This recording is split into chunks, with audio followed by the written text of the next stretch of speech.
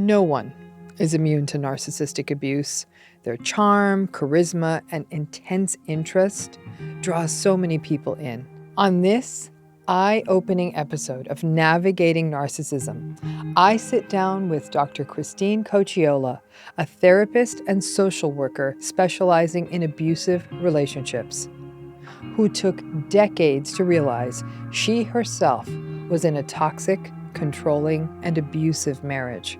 When Dr. Christine left after more than 30 years, the post-separation abuse began. The manipulation, gaslighting, and blame shifting escalated from threats to slit her throat and poisoning her children's minds with lies about her, to sending her more than 3,000 harassing emails. Dr. Christine's journey is a stark reminder of just how destructive narcissistic relationships can be on us and our children, and how easy it is to justify, blame ourselves, and get stuck. This podcast should not be used as a substitute for medical or mental health advice. Individuals are advised to seek independent medical advice, counseling, and/or therapy from a healthcare professional with respect to any medical condition, mental health issue, or health inquiry, including matters discussed on this podcast. This episode discusses abuse, which may be triggering to some people. The views and opinions expressed are solely those of the podcast author or individuals participating in the podcast and do not represent the opinions of Red Table Talk Productions, iHeartMedia, or their employees. Dr. Christine Cocchiola, I cannot tell you what a pleasure it is to have you here. We met originally by email, and I remember getting your email. I get so many, and your message just stopped me. I want to read a little bit of it just so other folks can hear it as well. I am reaching out as a domestic violence educator and advocate my entire life, and also a survivor of narcissistic abuse. I was in a marriage to a narcissistic abuser for over 27 years. How could I, a successful college educator and advocate on the topic of domestic violence since the age of 19, be with a man for so long and not recognize the signs of the abuse? I am prominent in the field of coercive control and appreciate the educational platform that Dr. Ramani has.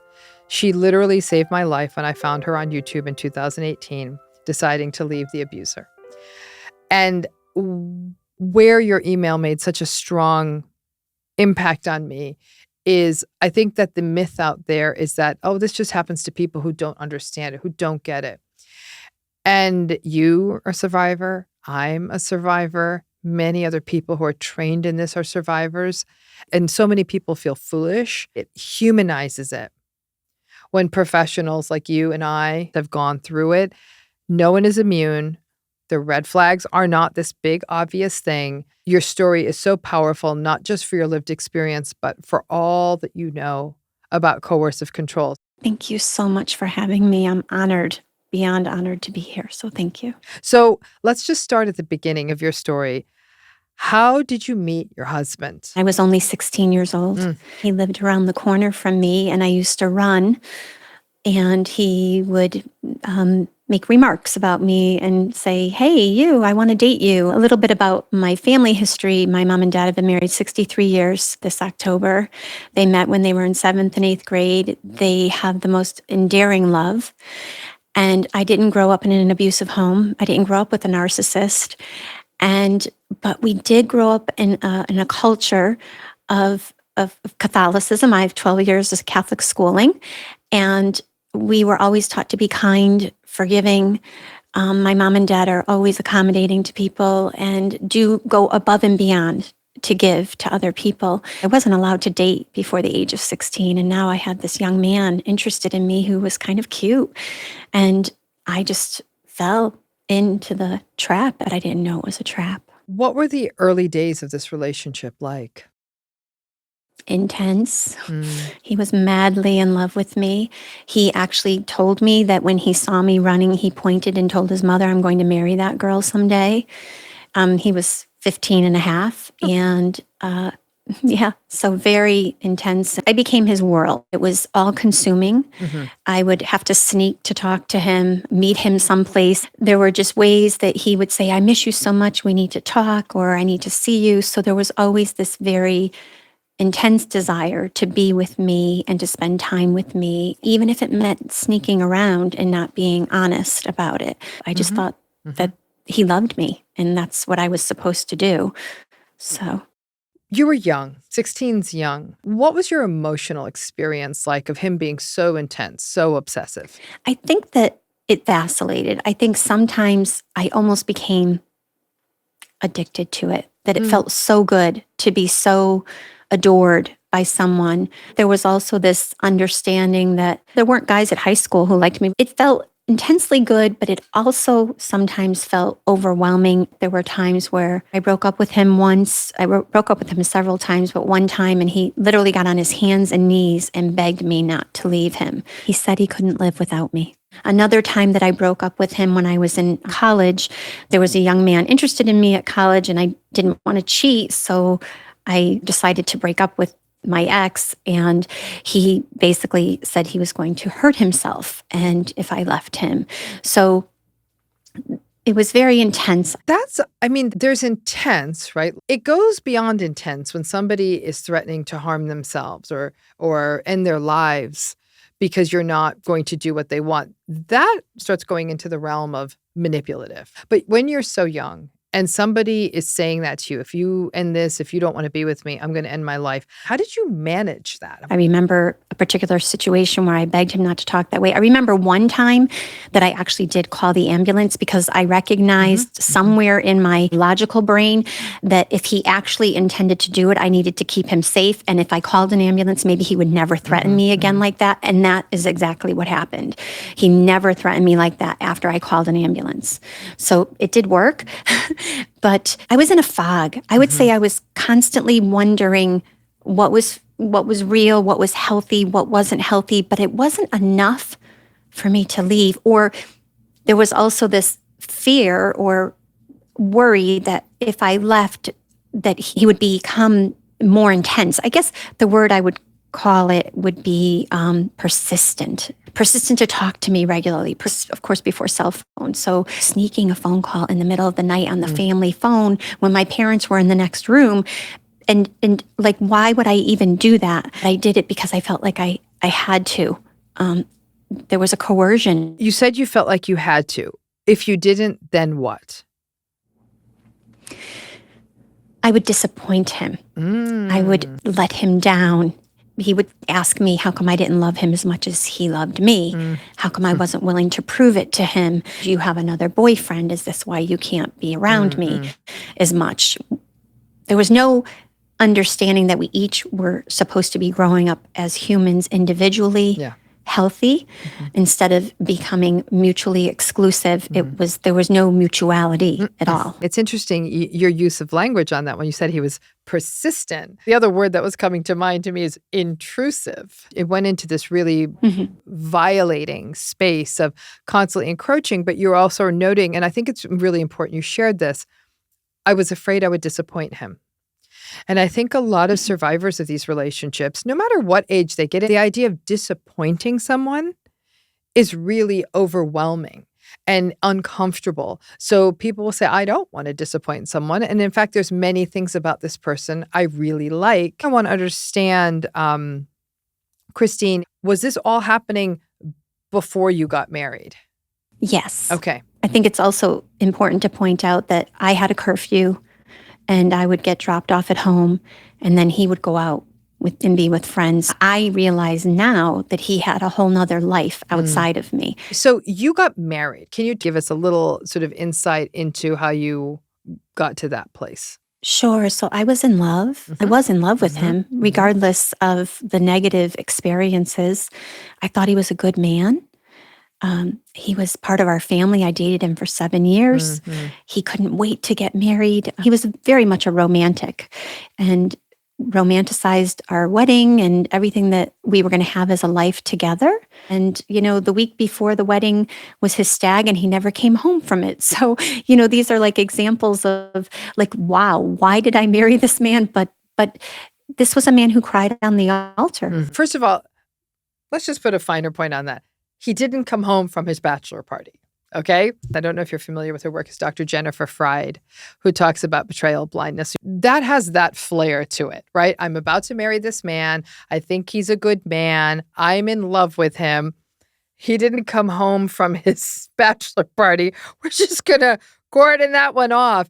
And we all do it. I've done it. I could be the patron saint of betrayal blindness. And her framework is that now people can say, this isn't me being ridiculous and overlooking red flags just to get married. It's a real mechanism. It's almost like a trauma mechanism that you can't afford to look over there, basically. You don't want to disappoint him.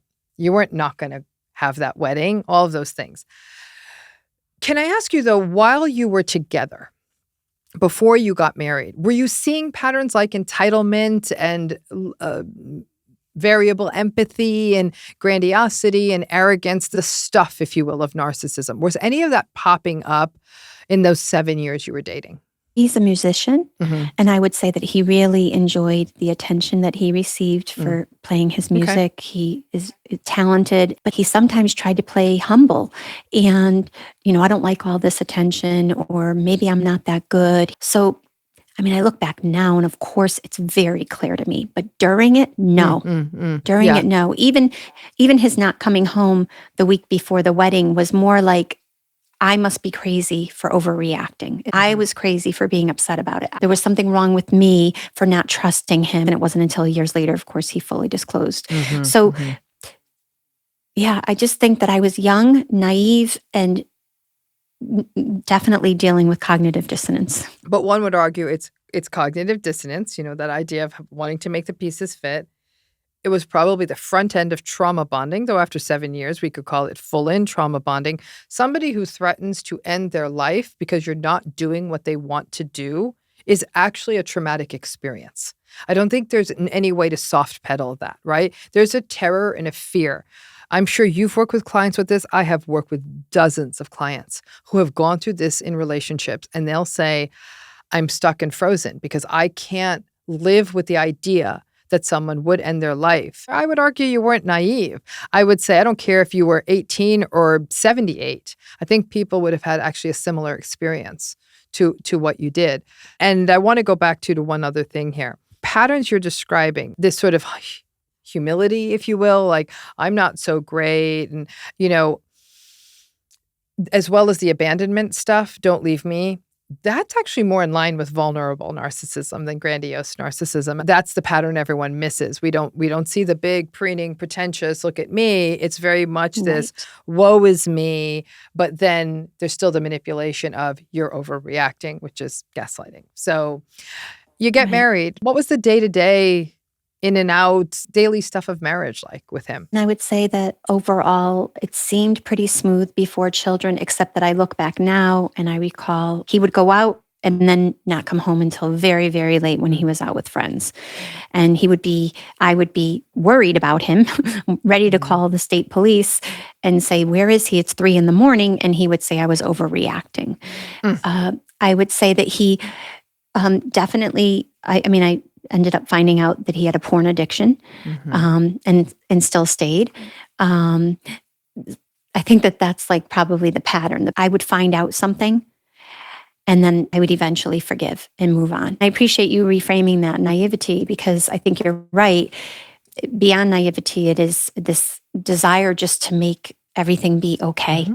Just to make the relationship okay.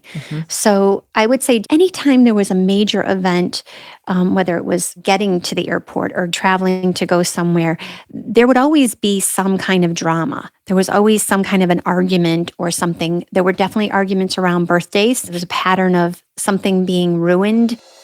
Narcissistic people ruin special events. I have seen this pattern repeated for years in working with clients.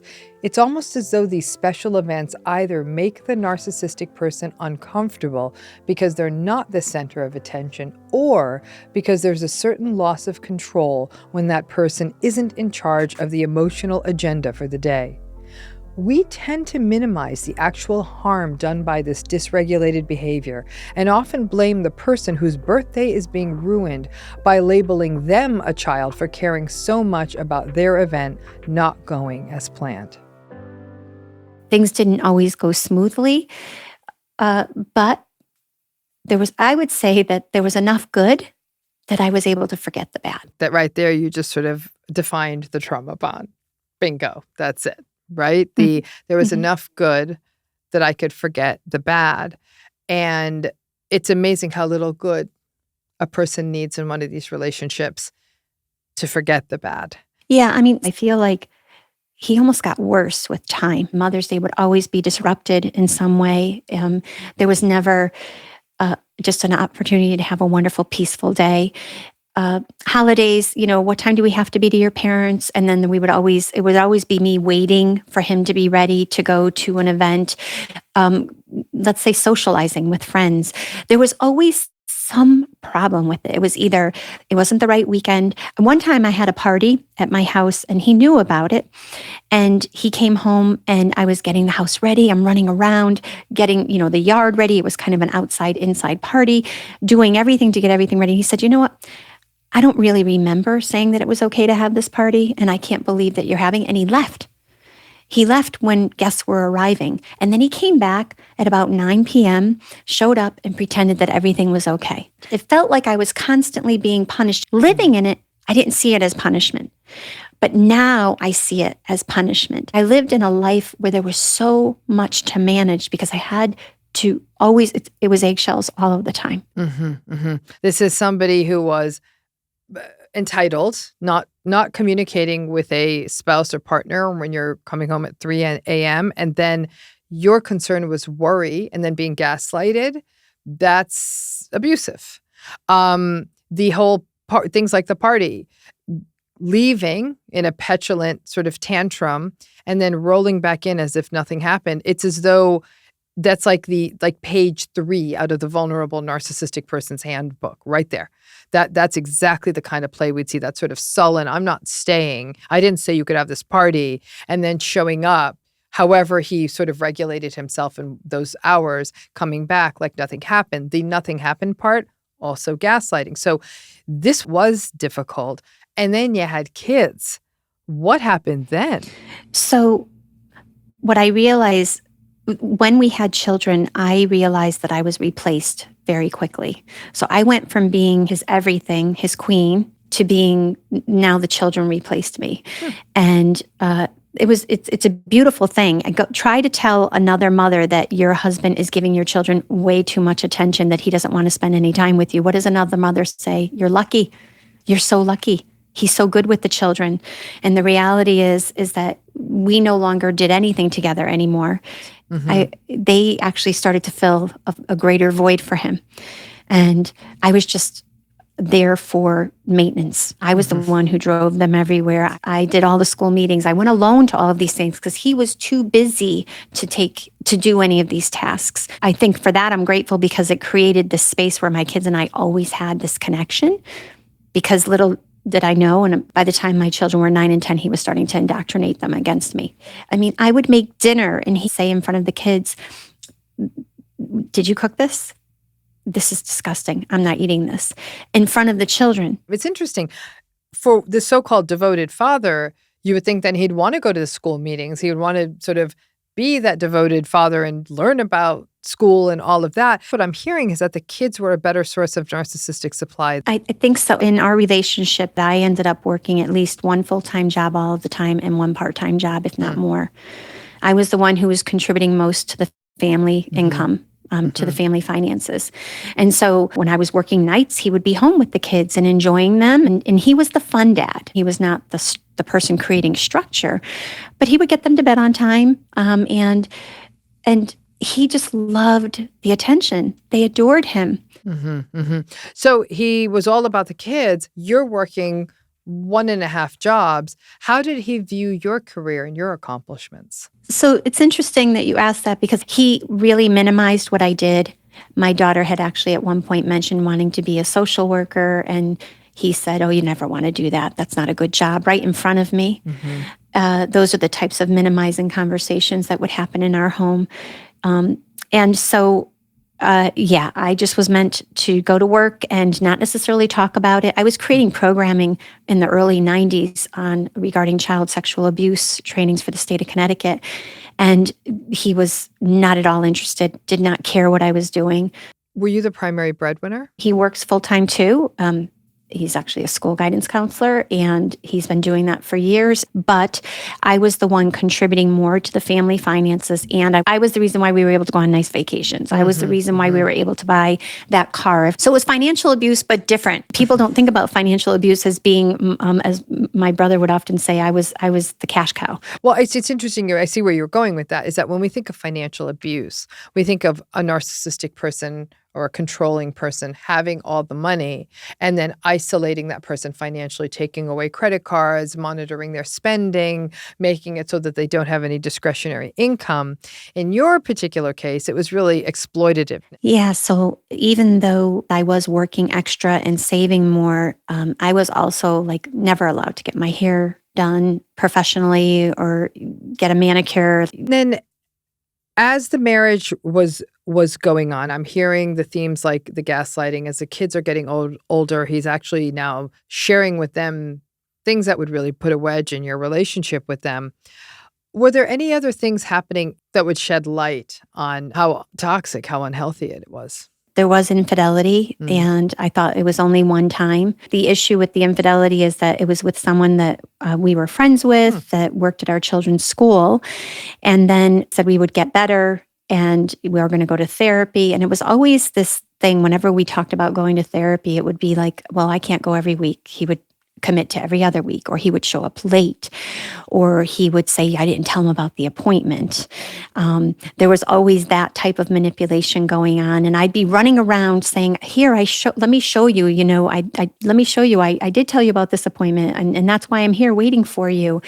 And I have to say that was always interesting because it felt like the therapists really weren't always picking up on the fact that he was abusive, and that the relationship really probably couldn't get healthy. So when he did have this affair, we would have to go to the school and see this woman. And she was a theater person. So my children were in theater, and it's a very small school system, by the way. So very intimate community. And he would be looking at her. And it would be like a year later. And I was just like, what is going on? Why is he saying that he's going to go to therapy, not always showing up? And so there started to be this connection of the dots. And then we had an event at a school for the school, an event. And I ended up going with friends in the car rather than going with him because I was just really frustrated by how he had behaved. And when I got home, he had locked me out of the house. I had to decide what to do in that moment because I could call the police, but I didn't want to call it a domestic abuse. I didn't want to get my husband in trouble. I didn't know what to do. I didn't want to call my father. It was 1 a.m. So I did end up calling the police and just saying, I'm locked out of my house. And the police knocked on the door. And when he opened the door, he told the police officer that I was drunk, that I had been using medication, mixing medication and alcohol, and that they could check my car because there were open bottles in the car. Now, it was a BYOB. And we did bring home a bottle of wine in the back of the car. And so this was an example of things that were happening that weren't shocking enough for me. And then when I left and I went to, the police officer said, I think you should just leave tonight and go to your parents' house. And I went to my parents' house. The next day I picked up my children. And it was that evening that when he begged me to come home, intermittently accusing me of kidnapping my children. I love you, you're my soulmate, we'll go get therapy. When I did decide to go home on Monday and I went to my night class to teach, that is the day that he began telling my children that I was the cheater, that my daughter remembers the exact day. I was the cheater. I am the one who has mental health issues, that I am not to be trusted. She was 9, my son was 10, and I didn't leave him until they were 17 and 19, and she told me when she was 17. So for 9 years, 8 or 9 years, he indoctrinated them, unbeknownst to me. I knew something was wrong in the home. I believe that when he realized I couldn't forgive him for the infidelity and he knew I was pulling away, that's when he needed to exert more control. He started doing it in other ways, more insidious ways, including harming my children by coercively, I'm going to use the word coercively, controlling my children. What did that look like? What did the coercive control of your children look like? My daughter really just wouldn't connect with me. It started to really change around age 12. This started when she was 9. So imagine it's happening 9, 10, 11. By age 12, puberty, all of those things, it just became where she started to, I don't have to listen to you. You can't tell me what to do. Now, some of this you could say, okay, wait, this is typical teen, like tough teen stuff. But when it really became evident to me was he would come home from work. And I remember, I'm a cookie maker. I would make cookies for the family, and I would make in an attempt to make him happy, I made homemade biscotti with pistachios. And he came in the door, the biscotti's on the counter. I said, I made you some biscotti. And he walked past me, walked directly to her and said, how's the most beautiful woman in the world? To my child. So this is deeply, deeply, deeply inappropriate. I mean, there's no other word for that. It's deeply inappropriate. It's triangulated, and it really was meant to create a power struggle. That sounds like an incredible event. You can feel the potency of it. How did all of this together, these 3 years of indoctrination, how did all of this affect your relationship with your daughter? It was challenging, and I was distraught. I was filled with anxiety. I just always was wondering what I was doing wrong. I was either doing something wrong with him or her. Over the course of those 8 years, it began to feel like it was 3 people against one. And it would be oftentimes in the form of mockery. It would be like, oh, you can't take a joke, or, and of course, the lowest level of humor is mockery, right? So there would be I couldn't listen to my own music in the home. I couldn't actually turn on the music and dance in my own home. I couldn't choose a TV show in my own home. I was really beginning to see clearly what was going on and recognizing that the longer I stayed, I was afraid I was going to lose my daughter entirely. Yeah. Because she was aligned. And my son was away at college at that point. And so then I stayed in the home, but in a spare room. And then when I did do that, that's when the emails starting to ensue, about 3,000 harassing, threatening emails over the course of 13 months.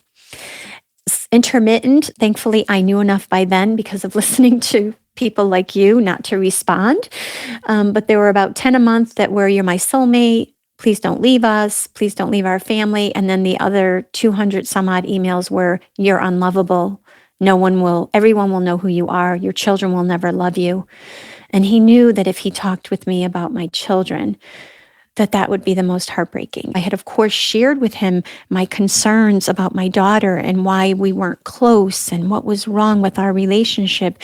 And now I know he used that against me to harm me. The sheer amount of confusion, right? Because you didn't know he was talking badly to your kids about you. You didn't know this. So it had to have been one of the most confusing, destabilizing experiences. The day my daughter told me she was 17, he had been arrested because when I used to try to leave the home, he would turn off the electricity so I couldn't couldn't pull the car out of the garage. She was going to her part-time job at my sister's house as a dog sitter.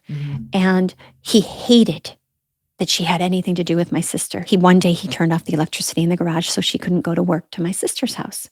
And she's texting me and help. I call the police. I don't know what to do. I call the police. And the police come and he gets arrested for disorderly conduct. He had actually physically pushed her and threw her to the floor because she wanted to leave to go to her job. So the next day we're in the car and I said, when did this start? And that's when she tells me, the day you went to work when I was 9 years old and we had gone to Nana and Papa's for the weekend and Dad said you were the cheater. So she tells me the exact day and time that it happened. And so that was the day that I literally could not believe what he had been doing all of those years. Here I was thinking that he was a decent human being, a good father. Absolutely not. That's almost a decade. For almost 10 years, he was, in essence, filling your children's heads with lies. It is such a cruel form of abuse, and you had no idea this was happening. How was your daughter treating you throughout of all of this? How do you think she even felt about you during this almost 10-year period? I would say the word is contempt. There was just contempt. Mm-hmm, mm-hmm. And I didn't know why. Mm-hmm. And I would often ask, what's wrong? Why are you so upset? But how could she even know it if it was being done so insidiously to her? No. How could she even really know it? And so, and this was someone who, by the way, was fun and let her do basically whatever she wanted. So for all the moms out there listening, right? Our children are so harmed by these abusers. It's totally never their fault. Mm-hmm. They are psychologically traumatized. They are basically turned against the one parent who will love them unconditionally. When I think about who was harmed the most in all of this, it's a little vulnerable child. Yeah, absolutely it was. And it really sounds like a lot of what you're talking about is triangulation. It's 2 or 3 people in a family system coming after one. And again, children are eminently recruitable, right? If somebody sets their mind to do something that cruel, it's very, very doable. A child's tendency is to trust a parent. Their first place to go is not like, oh, they're trying to trick me and say this. He's sharing these things with them. You're not. So he must be speaking truth because you're not telling them anything. They take that in for the better part of 10 years. In essence, you became scapegoated in this family system. It's what happens in all narcissistic family systems. And he was also very fun, and he wasn't the one working all the time. I think that we underestimate how much power a parent has to fill a child's head with that kind of a narrative and patently untrue, saying that you were unfaithful in a relationship where you were not, and allowing that lie to maintain for 9, 10 years. And there was this belief system that, mom has a bad temper, or when I would go outside to mow the lawn when I was upset, that was considered a bad temper. I would leave the house and say, I'm going to go mow the lawn right now, and that was considered a bad temper. I'll tell you one more really insidious thing. I found out after I was leaving him that he had a gun in the home for 2 years, unbeknownst to me. The kids had gone out in the backyard. We had some acreage, and they had gone out in the backyard and done shooting. They were told not to tell mom about the gun, because mom, I'm not sure I trust her knowing about a gun in the house. After I had left him, I actually came into the house to get some items out of my closet. And he knew I was coming. And when I entered into the bedroom, on my desk were bullets on the desk. And to me, it felt like a sign. It felt like he was trying to threaten me. It's that manipulative, that awful. And, you also made a point earlier, Christine, that I want to put a finer point on. The mockery and the making jokes at your expense, that is also a form of gaslighting, meant to sort of undo another person. And the deception, it's all here, right? Infidelity, deception, manipulation, triangulation. It's absolute and utter cruelty, gaslighting every time you turned around. What was that penny drop moment in your marriage when you thought, oh my goodness, I am living what I'm teaching about in these programs on coercive control? The vernacular of coercive control didn't come in until after I left him, but I was teaching on the power and control wheel and the post-separation abuse wheel every semester in my social work classes. And I did have a moment where when I was looking at it, I said, oh my gosh, is that counter-parenting that's happening in my home? Am I being diminished? Is this financial abuse because I can't go get my hair done even though I'm the one working extra hours? I did have that moment. The Duluth Power and Control Wheel is a visual tool used by domestic violence specialists to explain the types of behaviors abusers utilize to maintain power and control, and the tactics used to keep someone in a relationship. The inner wheel has subtle behaviors like threatening to take their own life and humiliating her, while the outer ring represents physical and sexual violence. But I have to say, he was so good at coming back to being nice. The intermittent reinforcement was so evident, so incredible. The moment that he thought I had a foot out the door, he was on task. He was going to therapy, even if it was only every other week. He was making dinner. He was coming home with flowers. There was just this, come on in here, let's watch TV with the kids, versus the day before, it was, let your mother do the dishes, come in here and sit with me. In other words, there was a diminishing of me the night before, that we don't all help each other with the dinner table, cleaning up and everything like that. And then the next day it was, come on in here and sit with us. So there was this push-pull all of the time. I really couldn't see clearly at all. So there was that moment when I did finally leave and go up to the spare bedroom. What was going on was the water was being turned off in the house after he went to work so that I couldn't shower and I couldn't do laundry. The coffee beans were gone from the coffee maker. I ordered more coffee beans. They disappeared. And then I was locked out of the garage during an entire year when I was up in that spare room before I finally filed, because I said I wanted to file, but I was worried. I mean, not having the coffee beans, him buying new sheets for the master bedroom when we had sheets. And now I know, of course, that he had been involved with another woman for at least 8 or longer years, and that she was coming into my home when I was leaving on the weekend to go to my parents' house so I wouldn't have to be around him. So, there's so much here. There's so much here, right?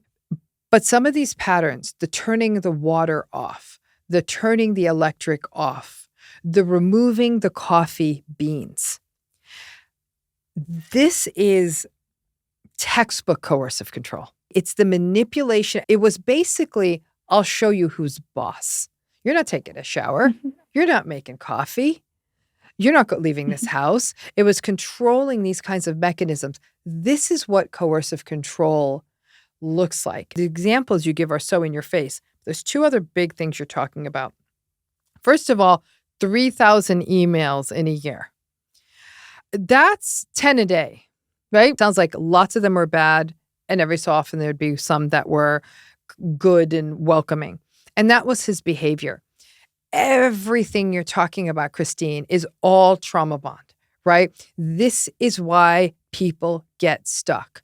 You used the term intermittent reinforcement. And for everyone listening to this, if you've ever played a slot machine, you know what intermittent reinforcement is. You stand there and you keep putting money in something with the idea that it will pay you out from time to time. And maybe someday, if you're lucky, you'll get the jackpot. That slot machine reward schedule, this intermittent reinforcement, is this what we call the stickiest reinforcement schedule. It's the hardest to break away from. It's when somebody's giving you those little bits of good sprinkled in lots of bads, you just keep pulling the slot machine handle. And that right there is the origin of the trauma bond. It's the back and forth tendency to self-blame. Maybe it's going to be okay after today. Justify, having the same arguments, going around the merry-go-round over and over again, not being able to articulate what's going on. This is the trauma bond. I don't think we can describe it enough times so people can fully understand what's happening in these relationships, and above all else, not feel foolish. Because when you have children and you have a family and you have a home and you have a life, you're going to fight to keep it together. And that's what that fight can be kept in place by these little sprinklings of, hey, why don't you watch TV with us? So I want to jump to a point where there's a very specific part of your story I want to highlight, which is, can you tell me what happened after you went out to dinner with an old friend? So I went out to dinner with a high school friend who had reached out to me, and everything was transparent in my Facebook messaging. I didn't know that my ex had access to it. This was when we were together, but when he came home from a school trip, he went on to supposedly look at his pictures from the trip. and he went onto my Facebook and he saw the messages. And in those messages, I clearly say, happy to go out for a cocktail with you, but I'm not interested. I'm married. I would never cheat on my husband. Totally platonic. And he said, absolutely, that's fine. And so I went out for this drink with this friend. And then when my ex came home from this trip and saw it, he basically left me a message at work. He said, you whore, I'm going to slit your throat. Okay. And yeah. And I went to the police, and the police, of course, made me leave the home with my children. And he had thrown all of my personal items out of the house. When I went into the house to get some of my items, the police were helping me put them back in to get some personal items to take with me to my parents' house. And when I went in there was actually an altar in my master closet where he had set up my jewelry box with candles and pictures and his wedding ring and a note to this person gone out for the drink with that was basically a note from me imploring my love to this person and how much I loved this person. That was what I saw in my closet. Nothing else in my closet. Everything else gone out in the yard or being pushed back into the bathroom. I mean, yeah, that's what I ended up. That's terrifying in every way. The shrine, it's more of the obsessiveness. What's interesting is the very obsessiveness you saw as a 16-year-old girl is showing up in this. And then you come home and you see this, which almost feels like a horror film to come home and see that.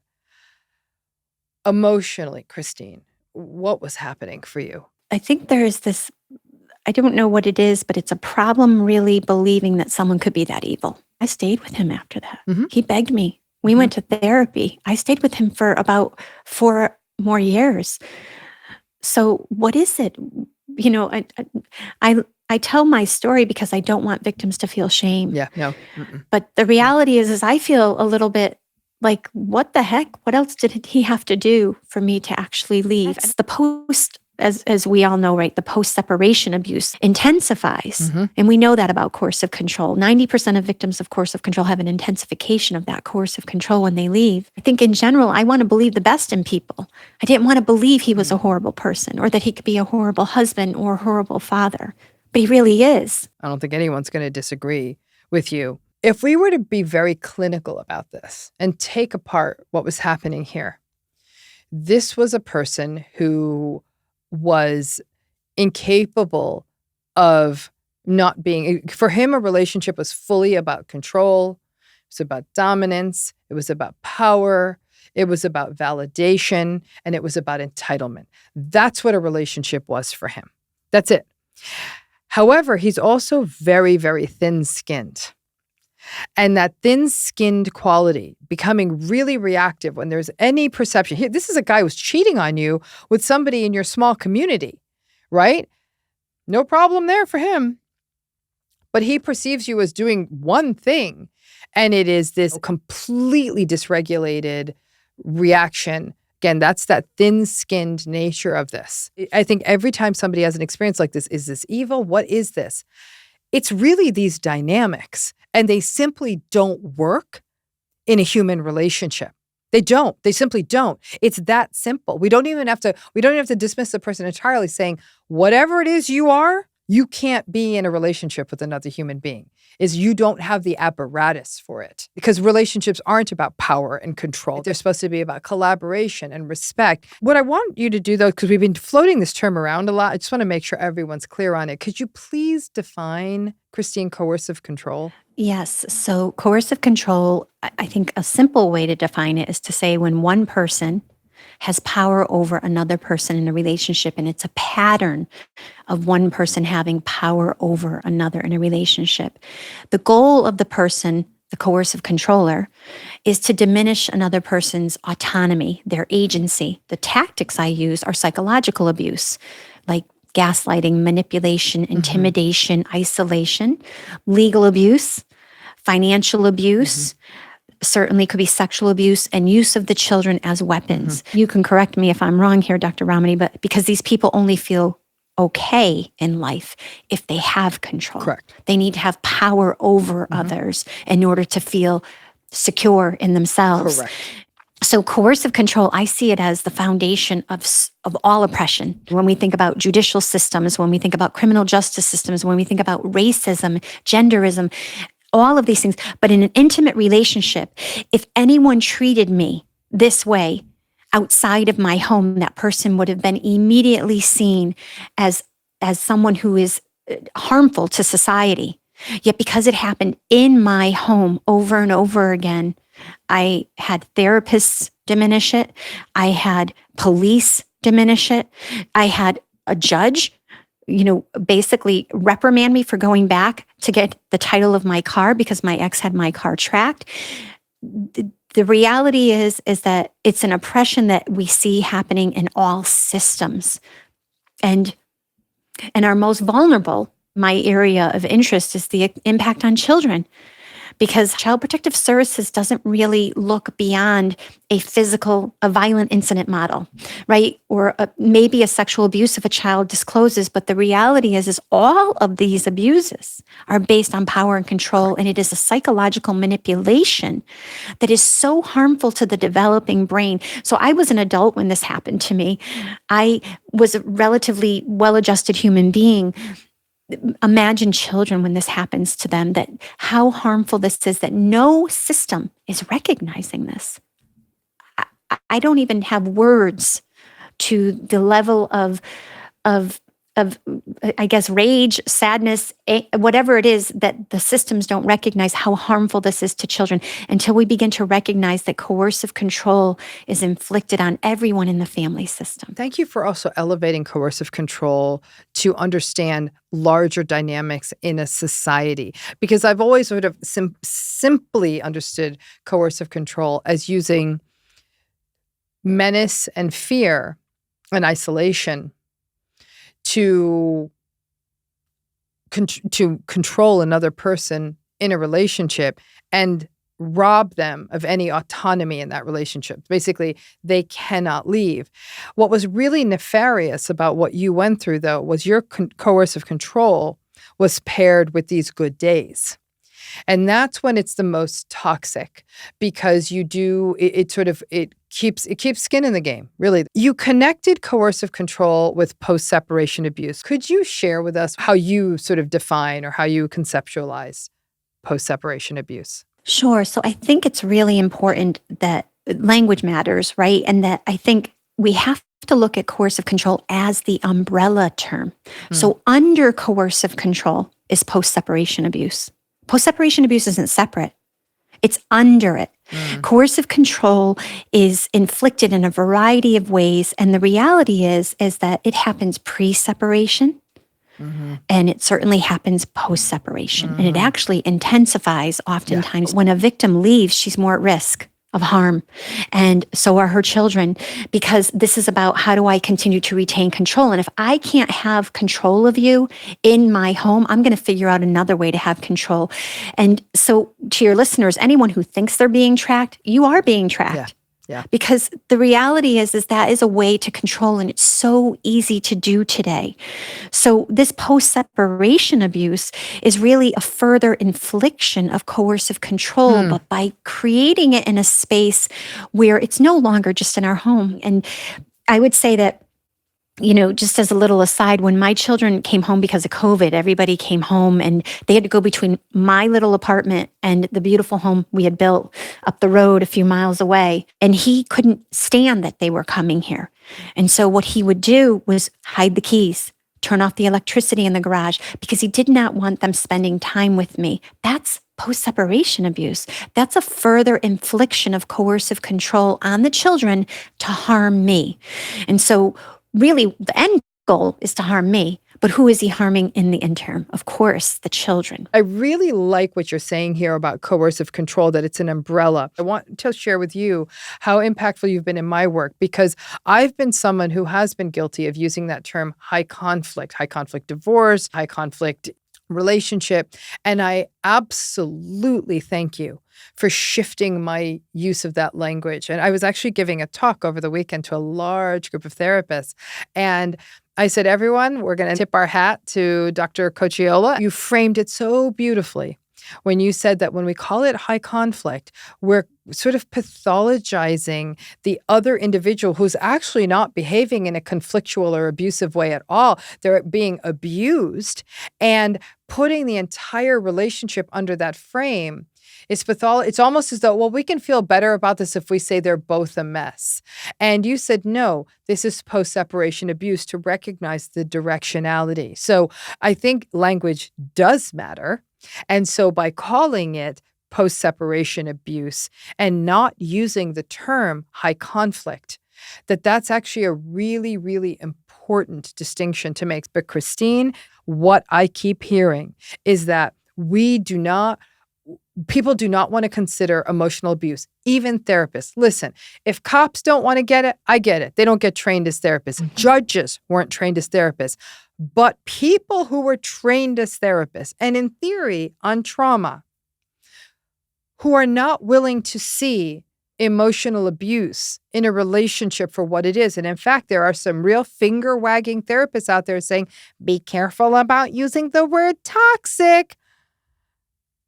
Really? So shame a client who has lost all sense of agency, autonomy, and control in their lives, and chastise them for these dynamics in their relationship.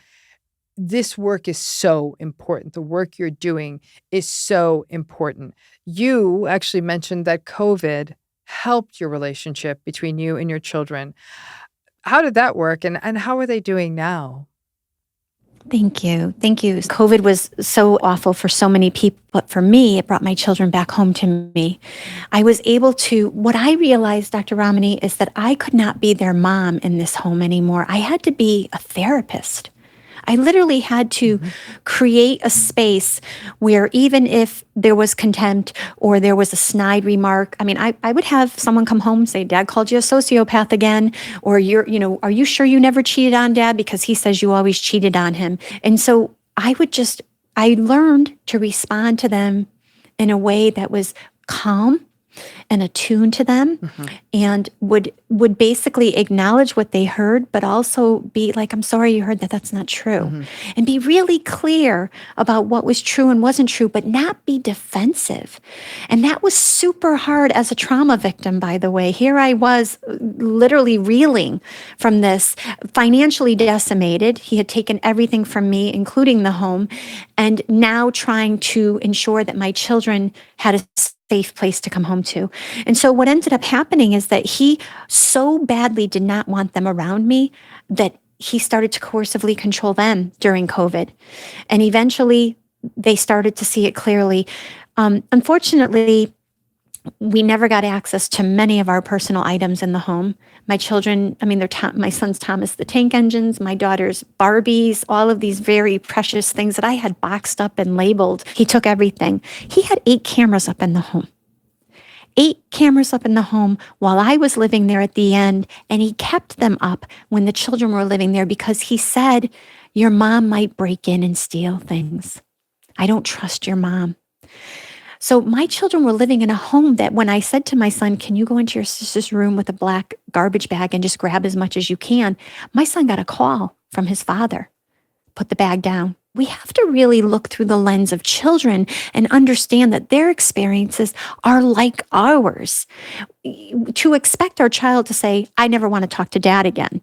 I'm never going to have a relationship with this person, or to expect them to do that at their young, vulnerable age is a huge ask, because they're children, and we couldn't do it. I was with this man for how long? So my children now, thankfully, are doing well and are growing. And I think it's a post-traumatic growth, right? It's about this idea of being able to grow through the trauma. We're okay, Mom. We're okay, is what I hear. And in my heart, it's hard for me to believe they're okay, but I have to hope and continue to help them grow. The worst thing that could happen to a parent is to have a child that lives down the road that you don't have a relationship with, that has been turned against you. And so I'm grateful that my children did begin to see clearly. And I truly believe that's because they always had a strong attachment to me when they were little. And I always tell my protective moms that your child will always have that attachment to you. And the goal is to reignite it or to foster growth in it as much as you can, because he is working all of the time to harm that and works so hard to harm it. And what he's working so hard also to just constantly protect his fragile ego and remain in control. And I think that what's shattering as a co-parent of someone like that is to recognize that their other parent would be so willing to sacrifice them, sacrifice their mental health, sacrifice their sense of well-being in the name of their fragile egos, and never seek out the help. Because the pushback I'll always get is like, well, that's a broken person. I'm like, really? Because that broken person is getting through the world just fine. They're able to organize extramarital affairs and music gigs and go to work. So that seems functional to me. And if a person's that functional, they can pick up a damn phone and call a therapist. But no. Lest the fragile person do the work. Let's just destroy everyone else in our wake. That's how they do it. And it is absolutely not okay, because you know this from doing the work you do. I know this from doing the work I do. This stays with children who grow up with this. Are your children are you seeing it in your kids? I certainly observe it in them. So, sometimes trauma responses, as you know, are to be a perfectionist, to be an overworker, to try so hard. Or perhaps one of the things we know that happens with children, and this is specifically what I studied in my doctoral work, is that when they have been harmed and they're not exposed to or witnesses to, they are truly victims in these circumstances. But when they've been harmed, they have significant anxiety. They are dysregulated very easily. They can certainly participate in other adverse experiences. But so, anxiety for sure, that is very evident. And, I have to take some of that responsibility. I was anxious in that home. And so the good news is that they now see me not anxious. The good news is I've been able to show them that they can also grow and change from this experience. And, so we have conversations. They do know who their father is now. They see it clearly and they understand what happened to them. My daughter likes to be a little more, likes to talk about it perhaps less. My son is more open to having conversations. But he's the one who also still accepts texts from his dad, because he says it helps to remind him that he is not stable. And my daughter has him totally blocked. Dr. Christine said that her son continues to receive these text messages so he can really see it. And that's not an unusual pattern for people who may have distanced from an antagonistic or narcissistic or abusive relationship. Staying in touch because the ongoing toxic messaging is actually a tool for seeing how unhealthy it all is and a reminder to not get back into it. I have known many people who say while they don't like seeing these messages anymore, they do help them recognize why they had to step away from someone they love. I want to go back to something you said, because I want to double that point, is that children are experiencing this and not just witnessing it. Children are not passive observers here. They're having a very real experience. But I'm gonna also call you out on something. Well, part of this was my fault. I was so anxious in this marriage. What other feeling was there? You know what I'm saying? I can't think of any other feeling one would have, a real emotional experience when somebody is abusing, controlling, and in essence, like you said, relationally subjugating you, but anxiety. And I know, again, we see this over and over again, is that what were your choices? If you saw this earlier, Christine, I'm going to cite Dr. Jennifer Fried. If you saw this earlier, it was a cataclysmic thing to see. And it might have very well been a call to action of having to leave. And there was a part of you that did not want those children growing up with him without you in the house. And you grappled with something that many, many people struggle with, which is, we're going to stay in this and they're going to watch me enduring this. And you can only fake it so long, right? They're going to see your anxiety, especially since you didn't fully understand what you were dealing with, right? Or if you did see it, okay, come out of that betrayal blindness, as Freud would call it, and saw it clearly, it would be cataclysmic. By the time you left, they were quite a bit older and they were both on their way sort of out the door. That's something to really focus on. And you also said something about, I had to be a therapist, almost more than a mom with them. You have the good grace of being trained as a therapist. The vast majority of people who are going through this, whether it's pre-separation abuse, post-separation abuse, the entire umbrella of coercive control, or any form of narcissistically abusive relationship, aren't trained as therapists, are having a real experience, are having trauma responses, and may not necessarily be able to always tamp down all that emotion and be present with their kids while their own worlds are falling apart. It's quite remarkable that you were able to get yourself into that therapy headspace, especially during COVID, and create that space for your kids. Yes, thank you so much. I created a program, and it's just literally trying to help protective parents actually do the things I did. So it's all about, how do you create the space in your home to respond to your child when they're behaving a certain way, so that way you're not necessarily responding as mom or reacting as mom, but you're responding more in a more attuned way. Because you're absolutely right. I'm fortunate. I had the skill set. What I saw happening was that it was working. They were starting to see me as safe, not the untrustworthy, crazy mother that they had been told I was. They were starting to feel safer here.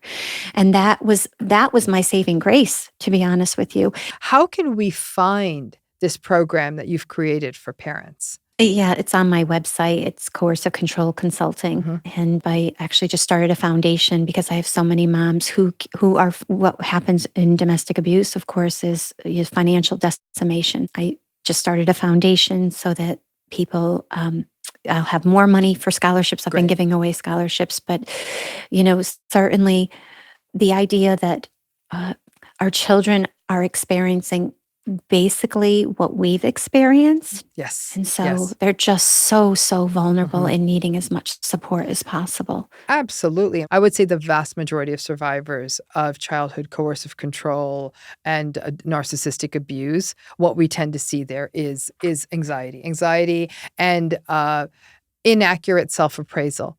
People who've gone through this do not see themselves clearly. They undermine their own sense of ability. They may have a higher risk of trauma-bonded relationships going forward. I do have one other side question. I'm just curious. You said your parents were married for 63 years. They were very happy. They liked him so much in the beginning. What happened as it all started to fall apart? How did they regard the situation, and what you were going through? So I think in the beginning, as there were all of these incidences along the way, they were willing to forgive him if I was.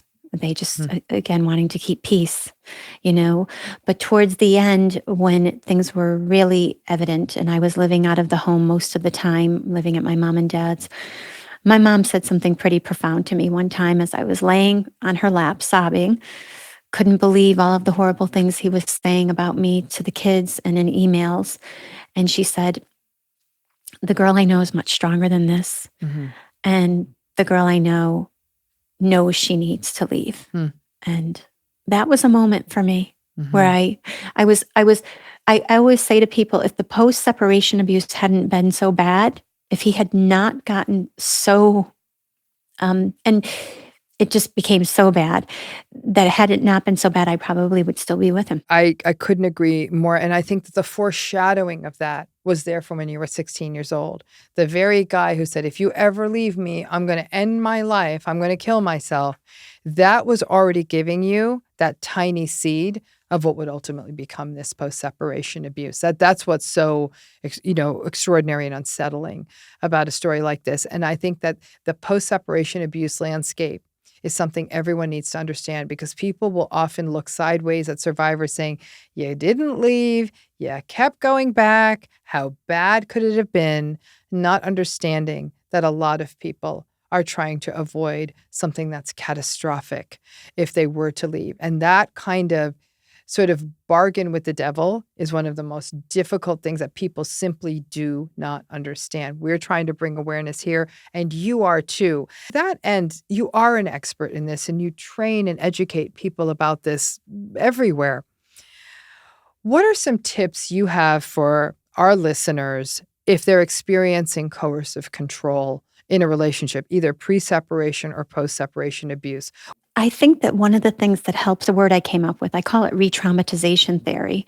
And it's this idea that the only way that we can actually believe it's as bad as it is if we truly write down a list of all of the horrible things that have been done to us and look at that list. You may have to look at it daily. Every time you're thinking of responding to that person or going back or not leaving. I have a client right now who's on the fence thinking about staying, and asked her to write this list, which just sounds horrifying because to have to relive all of those experiences again. But honestly, it's the only way the brain is going to get the message. The brain doesn't want to hear the bad, right? Our brain's number one job is to keep us safe. Our brain doesn't want to think it's this bad. And so it was, for me, printing out all of the texts and emails that were so horrifying and putting them all in a folder and looking at the folder regularly. Listening to the video, because I did start videotaping, listening to the video of the horrific things he was calling me. The other thing I would say is that if there's a pattern of someone trying to diminish who you are, if you are with someone who doesn't support you being in your job, whatever it is, that's a diminishment of you. If you are with someone who doesn't really want you to spend extra time with family and friends, that's a diminishment of you. Who are you? And who are you separate from this person? Because what happens is we become so enmeshed in that relationship that we don't see ourselves anymore. Ask yourself, who are you? Who are you without this person? And I would say, these are brilliant suggestions. And I would even say, what we should be doing with people as young as middle school, high school, college, heck, most adults should be doing this, is asking themselves that question before they ever get into a relationship. Who are you? What are you about? People don't grapple with that. It's funny, what you call re-traumatization theory is so much more elegant than what I've been having clients do for years, which is, I call it the ick list. Ick, like ick. I will say, get together with friends, do it in supportive circumstances. I've constructed many an ick list alongside a friend, and I'll say, whoa, whoa, whoa, whoa. You're forgetting this, you're forgetting this. Remember, I mean, to me, memories are sort of like the cloud, right? There's on a shared hard drive between many of us. We don't remember this, someone else remembers that. Putting it in one place is very hard for people to do because it, first of all, doesn't feel good. It doesn't feel good to go back into that. I always encourage people to do that with a therapist or a coach, to do it alongside somebody who has your back and may have even witnessed the relationship. It is absolutely essential because you're absolutely right. Trauma bonding, betrayal, blindness, all these mechanisms tend to turn us away from that because it's too destabilizing. It means we have to give up on all we know, on the status quo and what we believe is good and safe in the world. So I want to ask you one last question, which is, what do you hope people will learn from your story? Coercive control can happen to anyone, and that even the most astute of us can miss the signs. That if I was teaching on it, I've been a volunteer as a domestic violence sexual assault counselor since the age of 19. I've been doing this work since I was 19 years old. If I miss the signs, and I'm not trying to suggest I am better than anyone, but I'm saying if I had the information and I missed it, anyone can miss it. I want to come back behind that is, we keep making it about missing the signs. You're doing it since you're 19, missing the signs. I'm a psychologist, missing the signs.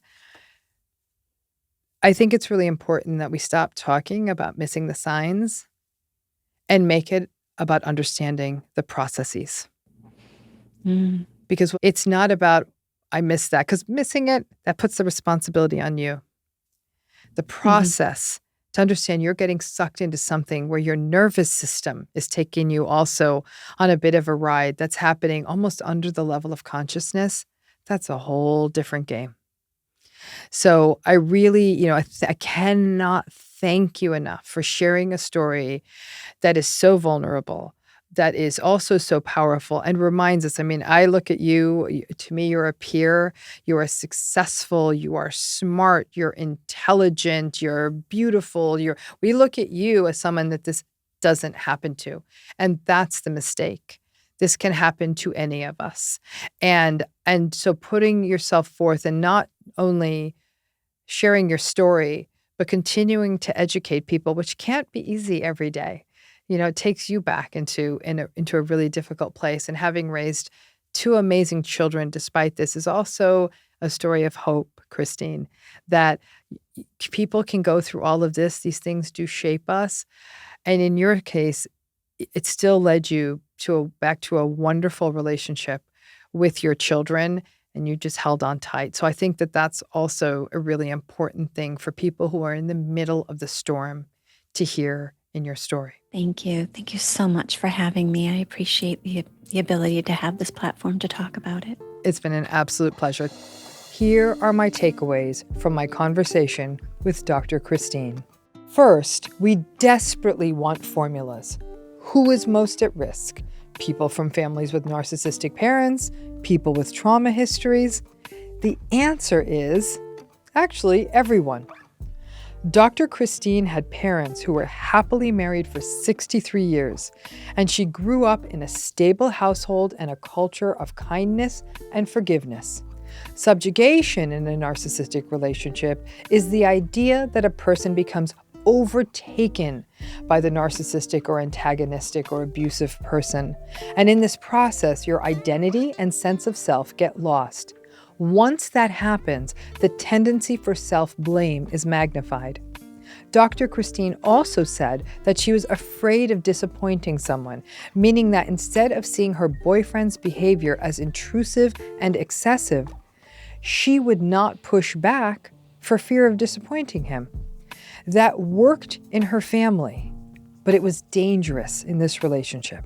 In my next takeaway, Dr. Christine raises a form of gaslighting we often do not think about, which is being told that you are overreacting because you are actually concerned about someone who, in her case, was deceiving her. When her partner did not come home and she raised concern and contacted emergency services, her partner would tell her she was overreacting. This process of painting another person as overly emotional or dramatic when they are expressing genuine concern is a manipulative game of hiding deceit and painting the concerned person as having a problem. Our conversation also revealed another often missed pattern of gaslighting, which is mockery, which can involve one parent often mocking the other parent and framing it as a joke, and even encouraging the children to join in. If there is pushback, the mocking parent will tell the other parent that they are too sensitive and can't take a joke. And all of this is very confusing for children who may even feel pressure to pile on the mockery while at the same time feeling guilty. For my next takeaway, during post-separation abuse, one pattern we can observe is that children are having inappropriate, untrue, or hurtful information shared with them. This is called triangulation, and it is emotional abuse. This can look like teaming up against a parent, facing barriers when they try to see their other parent, or being rewarded for sharing in cruel words or actions towards the other parent. All of this can be an extraordinarily helpless and painful feeling for a parent caught in this situation. She notes that it is crucial that parents who are trying to help children through these crises be deeply attuned, create a sense of safety, don't be defensive, but answer the children's inquiries honestly. It is also important, hard as it may be, to never disparage the other parent, even when that other parent may be disparaging you. This is not easy, and even more difficult if you do not have support, access to therapy, or other resources, but it is essential. Next, Dr. Christine's relationship had many patterns that we observe in trauma-bonded relationships. A push and pull, being treated with contempt, and then being asked to join everyone for a movie night, feeling loved, and then being abused. That creates confusion, justification, and fosters false hope. She talked about this as something we call intermittent reinforcement, which is a very useful way to think about this. It's much like a slot machine. More often than not, it takes your money, but sometimes it pays out, and you keep playing in hopes of the giant payout. The alternation between loss, small gains, and the hope of a big gain captures the trauma bond, and may be a way for you to understand these cycles for yourself and end some of the self-blame. Because when we are in these cycles, hope and sticking around are to be expected. My next takeaway, interestingly, what Dr. Christine calls re-traumatization theory, I far less eloquently call an ick list. But both of us are coming to the same conclusion.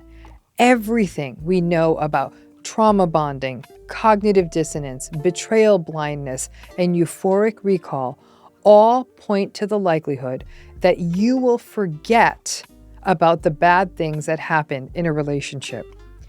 Write them down. It's unpleasant, but it is also cathartic. Do it alone, with friends or family who witnessed it, or with your therapist. This list can be a psychological splash of cold water on your face to help you avoid getting pulled back in and repeating the same cycles again. And finally, this interview was about one person's experience in her marriage, but these patterns of familial coercive control can and do happen in a range of situations involving co-parents of children, regardless of parental gender. It doesn't only happen to mothers. It also happens to fathers and to parents of any gender.